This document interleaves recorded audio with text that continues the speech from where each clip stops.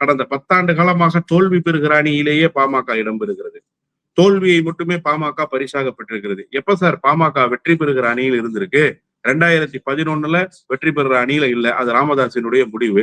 2014 தன்னுடைய சொந்த முடிவுக்கு தானே இந்த கட்சியை கொண்டு போய் நிறுத்தி இருக்கிறார் அன்புமணி.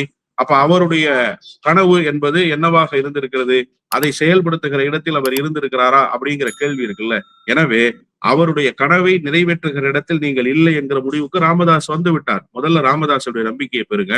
அதன் பிறகு உங்களுக்குள் ஒரு சமரச முயற்சிக்கு நீங்க வாங்க. அந்த சமரச முயற்சிக்கு பிறகு நீங்க அடுத்த கட்டத்துக்கு போனா தானே அது சரியாக இருக்கு. நீங்க வெறுமனே மேடையில் மட்டுமே உங்களுடைய தந்தையை ஆராதிப்பதை போல, தலைவருடைய தலைமையை 100 விழுக்காடு ஏற்றுக்கொண்டதை போல பேசிவிட்டு கீழே போய் திரைமறைவுல ராமதாசுக்கு குழி பறிக்கிற வேலையை நீங்க செய்றீங்கிறத பாட்டாளி மக்கள் கட்சியில இருக்கிற ஒருத்தரும் பாக்குறாங்களே, ஒருத்தரும் உணர்ந்திருக்கிறாங்களே. அதுதானே இப்போது இருக்கக்கூடிய மிகப்பெரிய முரண்பாட்டுக்கு முகமாக இருக்கிறது. அதையெல்லாம் நீங்க கடந்து